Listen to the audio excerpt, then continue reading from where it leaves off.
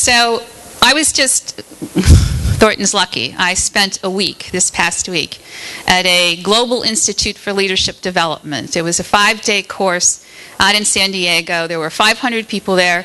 They got some phenomenal speakers. Everybody from Patrick Lencioni to Carly Fiorina to the guy who was one of the survivors in Alive, when they were lost for 72 days in the Andes. It's now 36 years later, but he's giving leadership inspirational speeches. He was actually one of the 16 that survived who, his name is Nando. He's an incredible speaker. The CEO of Starbucks was there, the folks from PG&E, or P&G, Procter & Gamble. So we talked a lot about culture and organization. And the 4 things that a lot of the studies are now saying that you do. You've got strategy in any organization. You've got execution. You've got systems. And it's all to create new growth. And I think that as we were talking in the financial area right now, systems is probably maybe not, well, I would have to say even innovation, but systems I think is what we're going to need to spend some time on. But their definition of innovation is when you get the strategy connected with the growth. When you're actually in your organization able to move from the right-hand side to the left-hand side. So for almost the entire week, we talked about how do we as leaders move ourselves and our organizations from that right-hand side over to the left-hand side. So there's coming to be, I would say, a bit more, well, a lot more study in terms of what does innovation really mean other than new. And how do organizations incorporate it inside themselves? I have a little quote up here. The #1 cause of significant business failure the last 25 years was not necessarily sloppy execution. It wasn't necessarily poor leadership. Wasn't necessarily bad luck. I mean, really, the major cause for 750 companies that were just done in a very detailed study from some guys from MIT was misguided strategy. So getting your strategy right, getting, the concept of growth and innovation and change being built into the culture is really what will make the difference in terms of innovation. I love this one. This was from the guy from Procter & Gamble. Procter & Gamble is probably the most innovative company if you take a look at pure number of products that survive in the market over 3 years of any large American corporation.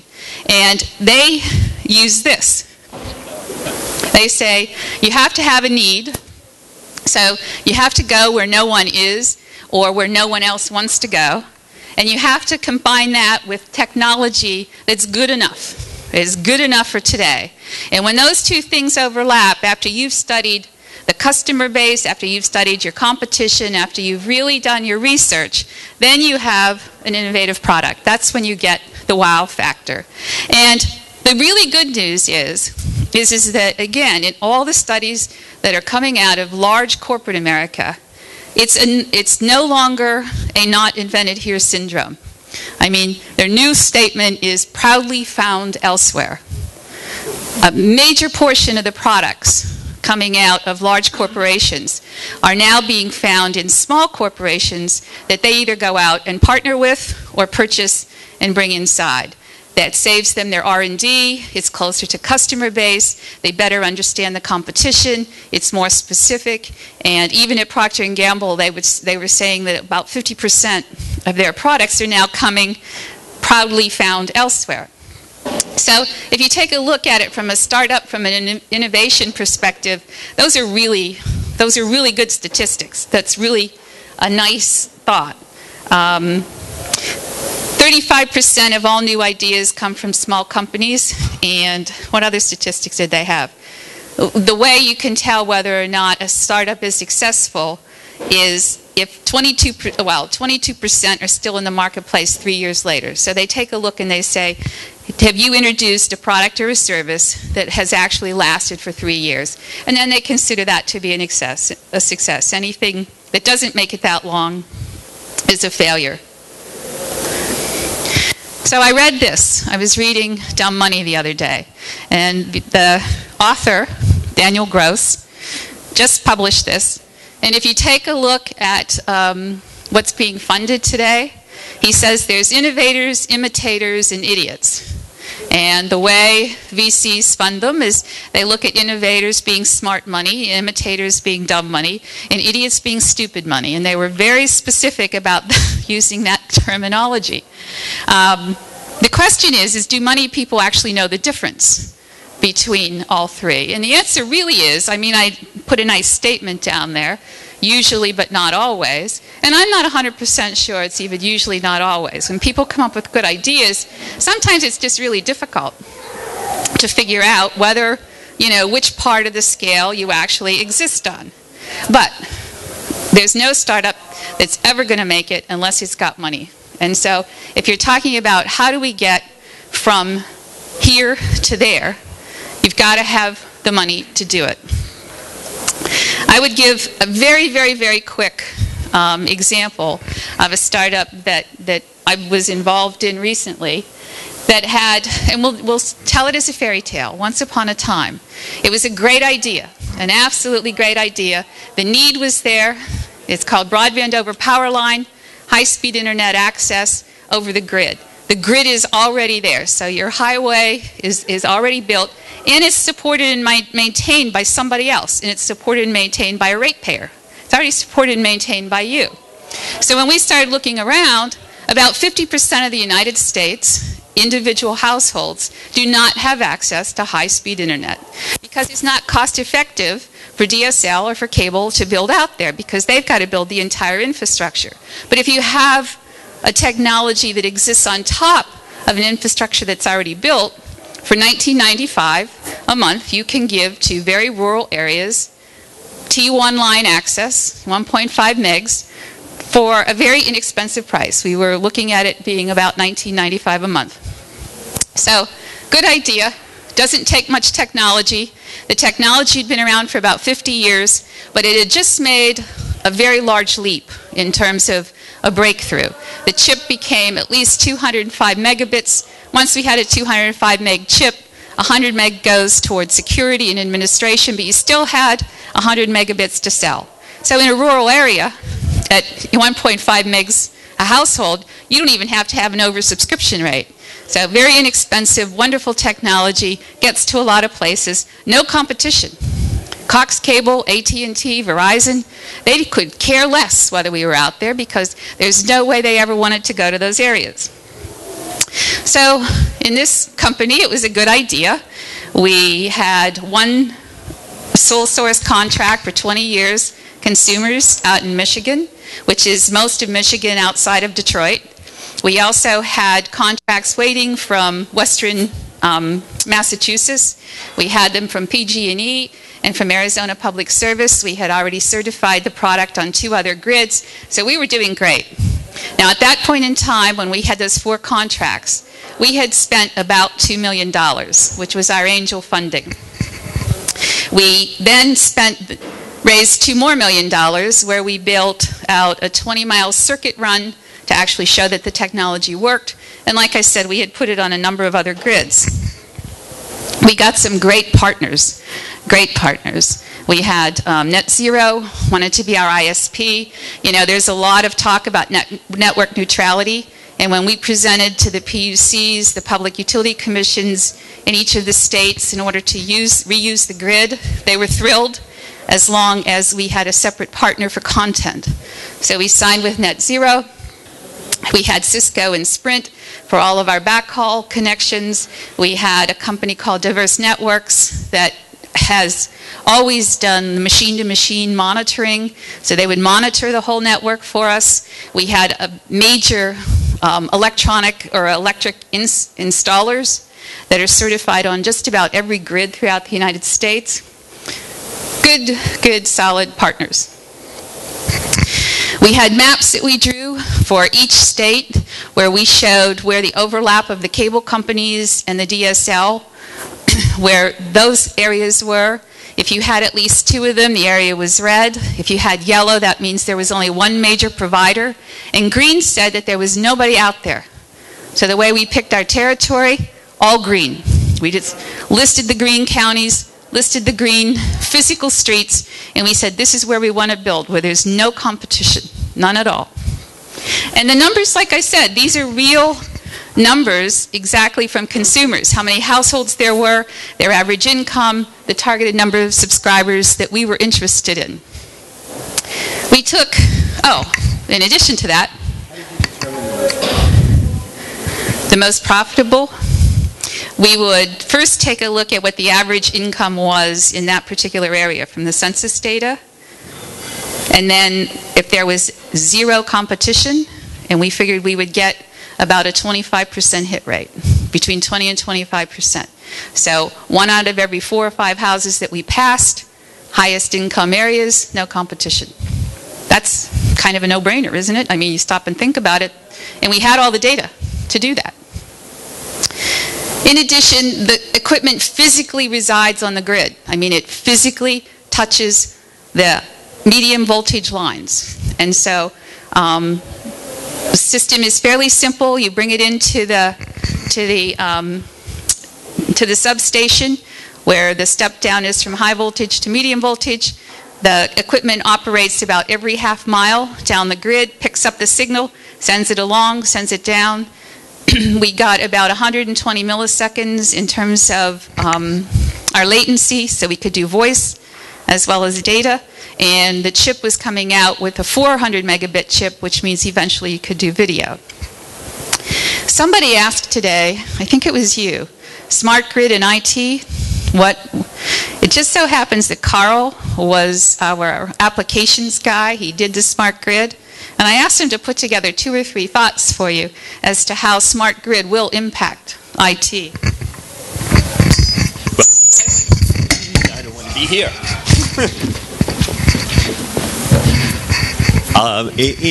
In terms of the kinds of things we've been talking about today, the real enabling technology that's going to matter in terms of the physical operation, operations of things like data centers, is for the utilities to get to real-time pricing.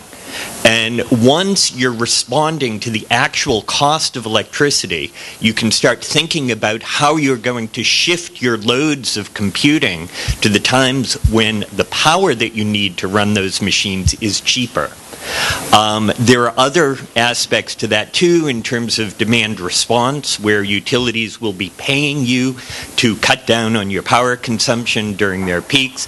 I don't know if people have ever looked at what power pricing curves look like, but when power prices peak, they really peak. You know, you're talking about pennies per megawatt hour, and then when it peaks, you're going into tens of dollars and really high numbers. So you have a couple orders of magnitude, 3 or 4 in some cases, of difference between the low price of power and the high price of power.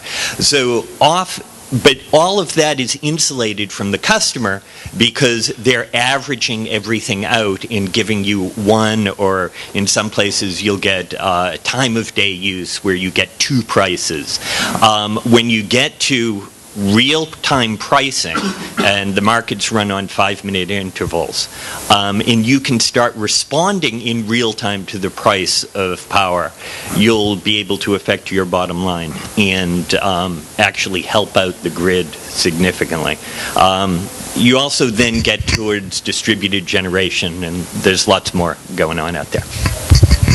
I thought that was probably what you were looking for. I mean, just in addition, electricity savings can be identified, 231 fewer power plants if we get to demand side, pricing, of the 937 that are projected to be built in the next 17 years.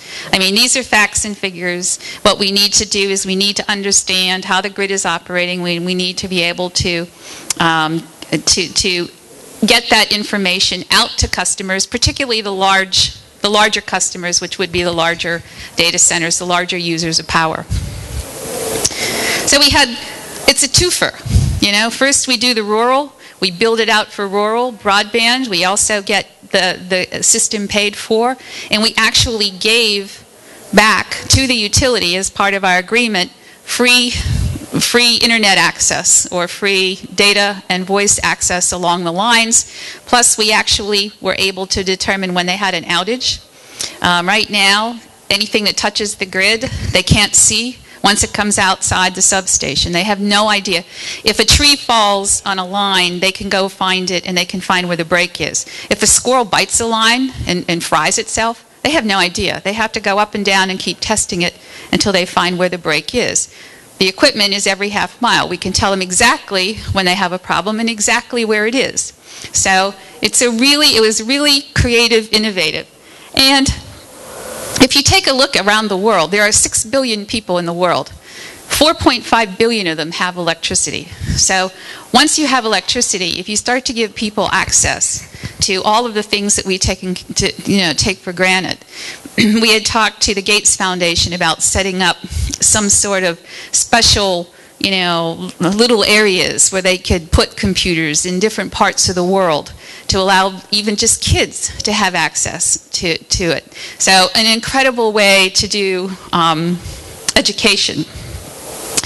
We had really only one major competitor, and that was a company by the name of Current.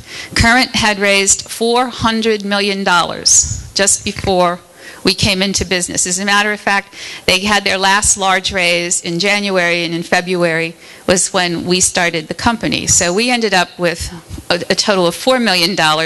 We had 4 customers. We had, or 4 large energy companies. We had partners. We had done a tremendous amount. Current had $400 million. Unfortunately, they hadn't figured out how to make the technology work. So they were in effect doing fiber builds. They had one contract. They were spending a tremendous amount of money doing fiber along the line rather than just using the BPL technology. The financials were great.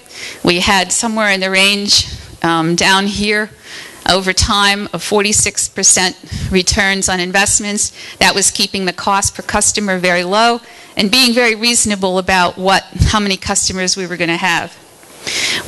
For those venture capitalists that are the VC firms that wanted us to play games, we played games for them. We showed if we did, more oversubscription, less oversubscription, what were the real drivers behind the financials. We had books of financials that we had done for them. And we showed them what different impacts would be over time. But the venture never went anywhere. We talked to 65 VCs, and the VCs would say to us, we've already invested in Current, and this was their quote, they pissed in the waters. Or, this technology is 50 years old, and it's never worked before, it's not going to work now. Or they said to us, your team isn't co-located, and so we're worried and we're concerned that unless you have, all your team located in one city all the time, that this won't work. So we were never able to raise our 3rd round. So, some hard-earned lessons learned.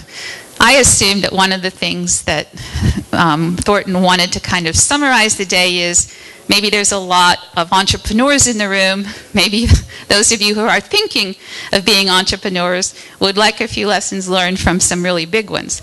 We were talking at lunch today, and I had a great one. I had a great one on how to fix, I did not, I'm sorry. Aaron. Aaron said, why don't we, every kid that comes out of school, if they build a business plan that makes sense, fund it.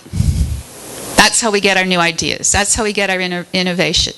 It's not going to be for trillions of dollars or everything. Oh, well, it will be eventually over time. Another way, just to get the VCs completely out of the way. I'm sure the VCs here are not happy with me, but I'm trying to be creative and innovative here, all right? Everybody that retires, anybody that puts together a business plan that wants it to be funded, go to some sort of small business administration. And if the plan makes any sense at all, let them go do it.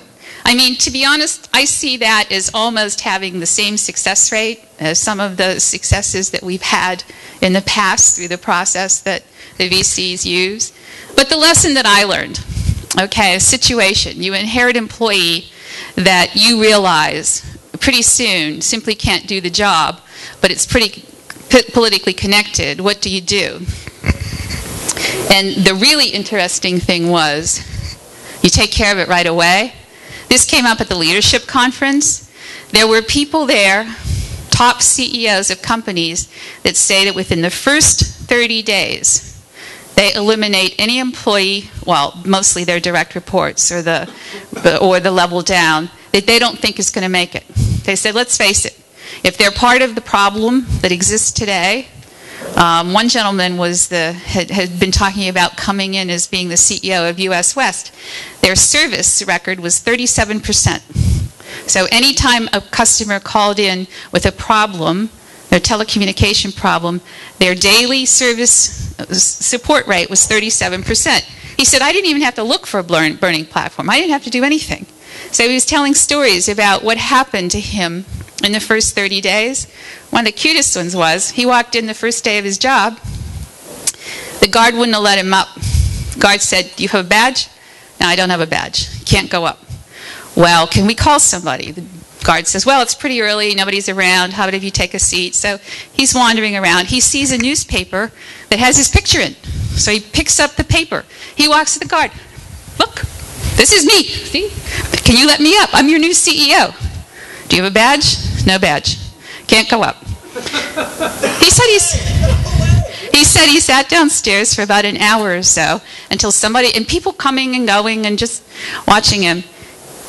When they finally did get taken upstairs, he called the head of security and he said, here's something first thing I'm going to do. The guards are allowed to think. Can you please tell every security guard that we have that they are allowed to use their brains? The answer to that question is yes. He said later that day he took a ride in the trucks and he happened to be in Phoenix. Maybe it wasn't that day, maybe it was the next day. But he said it was 8:30 in the morning, 95 degrees, says to the driver, turn the air conditioning on. Driver says, we don't have air conditioning in the truck. And he said, no, I'm serious, turn the air conditioning on. Driver says, I'm serious. They paid $1,800 to remove the air conditioning from every truck. He said, why? And he said, so that all the trucks across all the US West territory are exactly the same. And he said, so he went back and called procurement. And he said to procurement, do we have heat in the trucks in Minnesota? And they said, yeah. And he said, I think you should tell, you guys, you're allowed to use your brains. You're allowed to think. I give you permission to use common sense. So, in terms of people, if you're coming in, if you're doing something different, if you're doing something creative, first thing to do, take care of the people. If the people were there, brought you the problem, the chances are very high those same people are not going to be able to solve it for you. Next lesson, technology. You're hours away from your biggest, most important demo of your career. The system doesn't work as advertised yet. What do you do? We were faced with this, of course. We had 6 VCs coming out, and we were not able to get the system to work exactly as advertised for the first one. We had them all planned for, a week apiece. And the question is what did we do? Well, that was an easy answer too. You go ahead. 80-20 rule applies. When you're doing something, full speed ahead. You'll eventually fix it. You'll eventually deal with whatever has to be done. But if you're doing something innovative, just keep moving. Next lesson learned, financials. I don't know what this says. It says, you're a heartbeat away, okay? Like I said, no, I'm good, I can read it from here too. It says you're out of budget and cash, but you know that success is a heartbeat away. Sweetie, it's okay. But thank you. I was concerned about the audience. Well, I'll read it. I can read it from here. You're out of cash, but you know that success is a heartbeat away. Do you take the risk and go forward, or do you do the business thing and play by the rules? This was probably the toughest lesson that I think we had to learn. Thank you. Thank you. I know. You see the rabbit?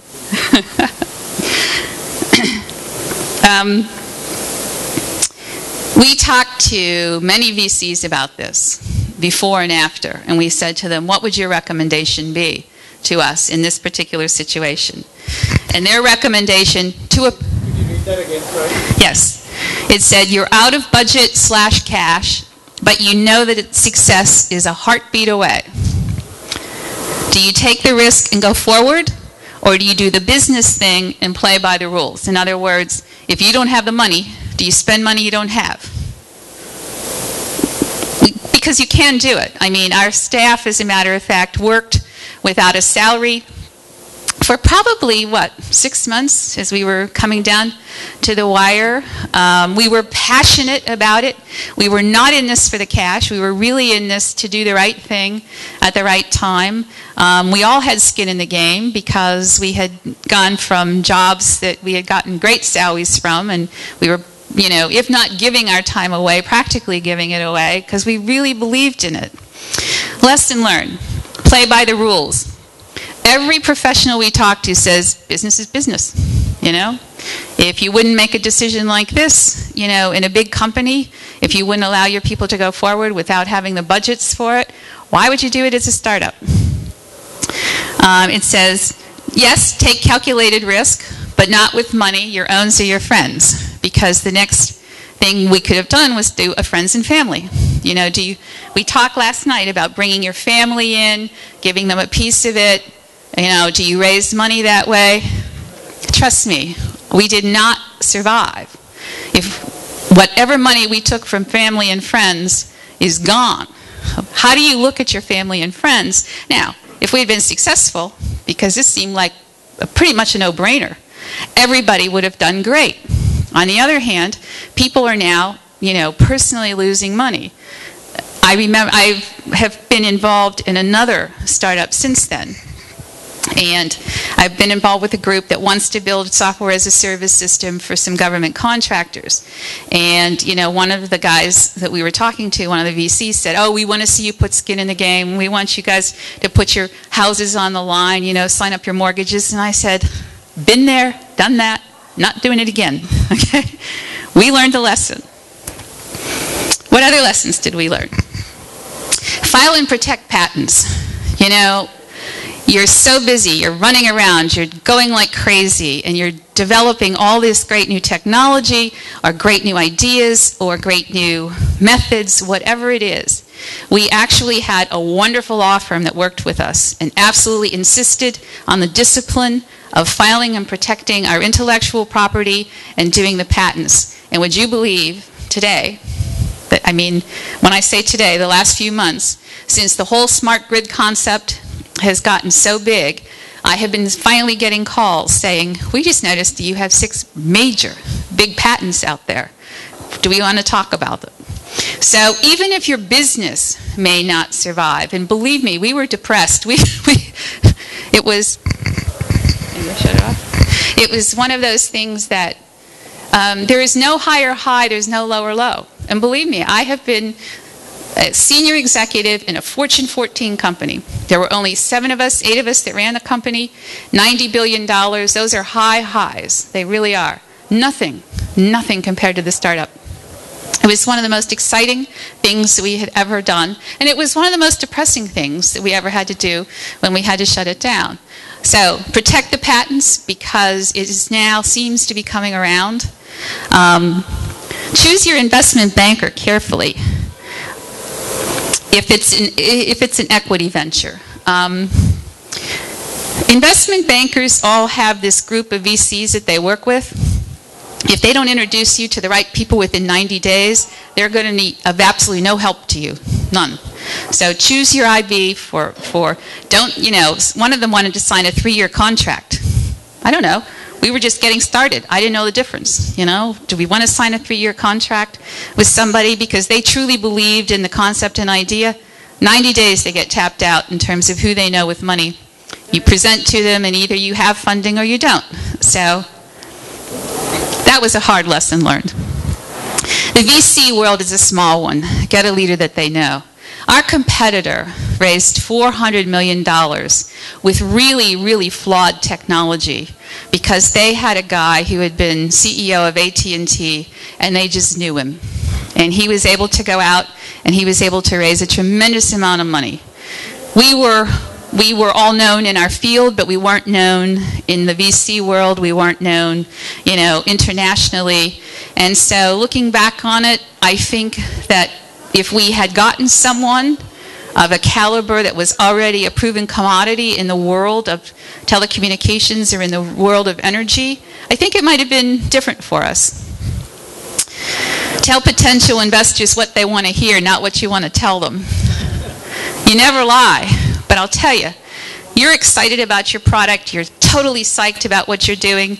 All they care about sometimes are the numbers, okay? They want to know what the numbers are, what the risks are, and we have this whole presentation. You get an hour. We had to go to very, very large VCs, but you get an hour and you waste most of it because they don't care. They don't care about your technology most of the time. They just don't. All they care about is what does the business value proposition look like from their perspective. And it took me a while until I finally got the presentations down so that we walked in and we talked about what they wanted to talk about, not what I wanted to tell them. Be diligent about failing fast.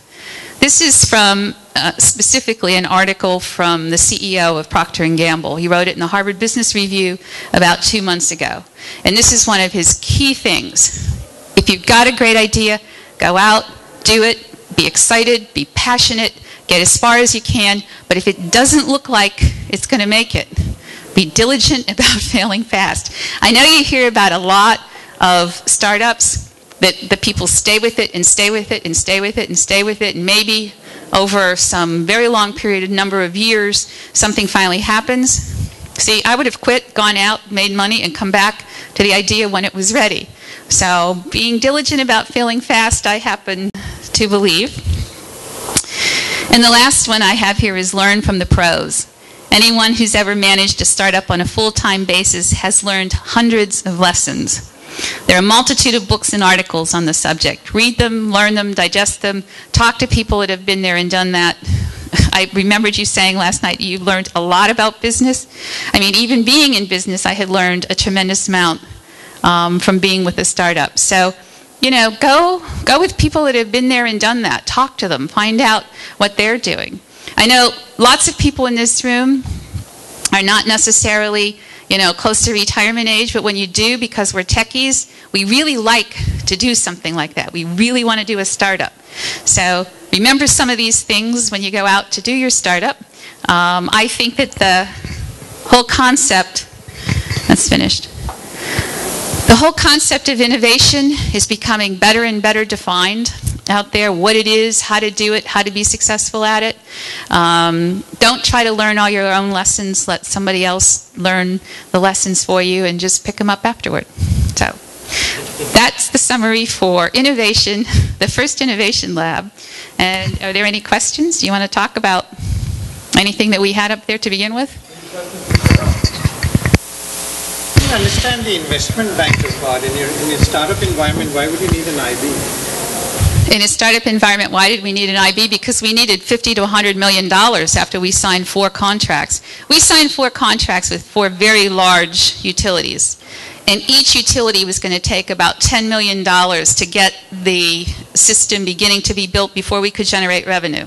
Okay, so we generate revenue very fast. You could build out in 8 hours. You could build out a few miles, and you could start to have customers using that system almost immediately. But when we took a look at what the total time would be by the time we actually had customers and build them and all of that, we needed about $10 million per contract.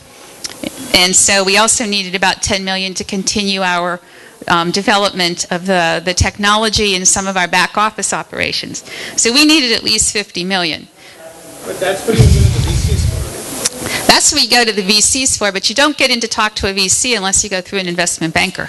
I mean, I could have sent out hundreds of notices to VCs and I wouldn't have gotten to first base. But, we found a VC who we became close to, and she took us to Warburg Pincus the next day. So you kind of have to go through an investment banker when you want a lot of money. Now, maybe smaller money and angel firms, maybe you don't have to go through all of the setups like we do. But we needed investment bankers, and that's why I said, Don't stay with one investment banker too long. And they also take a percentage of the company and a percentage of the money that comes in, negotiate it, you know? We negotiated, you work for us free until we get funding, and then after we get funding, you know, maybe you get, you know, 6% with 2% of the options on the company, things like that. Everybody comes in and says we want 8% or 10%. The big banks want even more than that. So, but it's all negotiable. I was wondering, maybe painful question. Why'd you run out of money, and would you have chosen a different cash flow strategy in retrospect? Interesting. The angel money was $2 million to begin with, and it took us $2 million to build the team and win the 4 contracts. But then we needed money to actually begin to build out at least a trial area. So we needed to buy product. We needed to hire electric installers, because you have to be, you know, specially certified in order to work on the grids. So we needed more money. Now, at that point in time, we had spent the $2 million. We had, like I said, the 4 contracts. We had 2 more grids certified. So we're this close. We're this close, right, to success. Do we just stop right there since we ran out of money? I mean, our angel investor said, no more here. And we said, well, we beat every single, you know, every single obstacle that you've ever put in front of us. We've far exceeded your expectations. So that's when we went out and did a friends and family raise for $2 million, just to get us through that next part. So we got $1 million worth of equipment. We have a warehouse. We had a crew. We then got partners. So we spent the next $2 million on that, and that was a friends and family raise. We get to the end of it. It was last fall. There was no money to be had, not for $50 million. Everybody seems to be taking, at least on the big deals, the Warren Buffett, if you're making $50 million already in revenue, then we'll invest in you. And we had people come back and say that to us. And I said to them, if we were making $50 million in revenue, just out of curiosity, why would you think we would need you at that point? So the question was, should we have stopped at the end of the angel funding? Should we have done the friends and family raise? Because $1 million of it came from the partners in our law firm, and $1 million of it came from the 6 of us and our friends and family. And I think looking back on it, if I'd been sitting in an audience like this and somebody had been giving this speech and somebody said to me, you think real long and hard before you attempt to raise that money, because who knew that 18 months later the world was going to collapse, you know?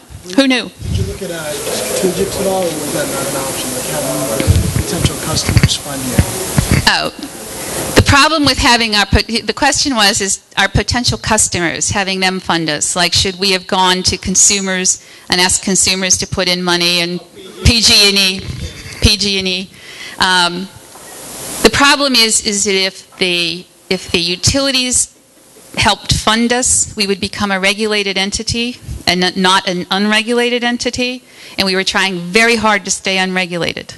So as long as they didn't put any money into it, and as long as what we gave them in exchange for building out on their grid, we gave them a T1 line for free, you know, capacity along the line. The PSC was happy, the Department of Justice was happy, the FCC was happy, so everybody was happy as long as we stayed along those lines. So even though we talked to them about putting it in a special investment fund or something, if we had used it for operations, we would have become a regulated entity. What about trying to get a grant from the government bodies? Well, would you believe that in February, Obama announced, I mean, we ended up closing down our operations in the month of November and December, and in February, Obama announced $8 billion in smart grid and rural broadband. We had already terminated our contracts. We had already protected the patents. We had already gotten out of every one of our contracts that we had. I mean, we had just totally wound down. And then we heard that there were $8 billion available. And I got a call from, they assigned us a full-time attorney from the FCC. And I got a call from him, and he said, "Are you guys coming back?" I said, "In your dreams." There's no way we could go through this emotion again. No way. Just had a quick comment, two unusual questions. The quick comment was, at the very beginning of your talk, you mentioned You have to move back. I can just talk, it's actually easier. Okay. You mentioned the Facebook backlash. The social media backlash has actually been pretty steady. There's a lot of it pretty well documented. The questions I had was, first, if it's important to learn from other people's mistakes, besides this talk that we're just finishing now, how is your group sharing what you went through? The second question is a little different. So No. Okay. A couple ways. You know, when I was at that leadership conference, one of the people that we had there was Carly Fiorina, and at the beginning of the conference, before Carly spoke, she spoke like the first day, the head of the conference said, and we're going to hear about successes and failures, because learning from failures is as vivid and as important as learning from successes. Carly never mentioned a failure at HP. She never once said that anything had gone wrong or anything like that. And people were angry because, you know, the people at the conference, because they said, we had been told, but it's very hard to talk about failures. But we do. We do. A few of us do speak. But I also wrote an article. The Department of State has a journal, a worldwide journal called eJournal that they publish every month. And when they did an article on startups, they called me and they said to me, "Will you give us an article on complete and total failures for startups and lessons learned?" And I said, "It's going to be published worldwide." And he said, "Yes." And I said, "Okay." So we did. We wrote an article that talked about these same kind of principles. I actually kept a book of things that I would do different. And, you know, when you get to like 100, you say to yourself, well, you know, it's interesting, but so. I think this was great, and I'm glad you did it. Well, thank you. The second question I had is less traumatic for you, but more traumatic for other people, which was, we're talking building this out in rural Michigan. To what extent did Michigan's economy's continued implosion play a role? Oh, let me tell you, I still get emails from people in Michigan because we have kept the URL. Utility.net was the name of the company. We've kept the site. We need to do that for the patent protections. I get probably an email at least a couple a week saying, when are you going to be in our area? Because there was a big, I mean, Michigan itself did a big publication, and they sent it out in all their papers, and they really talked it up for us. I mean, it was great. It was really wonderful. But I still get emails from people saying, when are you coming?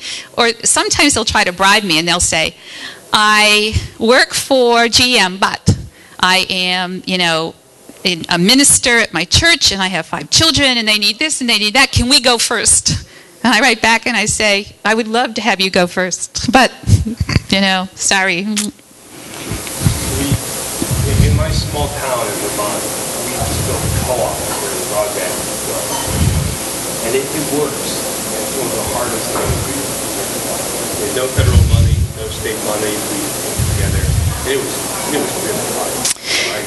We really wanted to do it right, too. And so that's why we went to the Public Utility Commissions, to the FCC.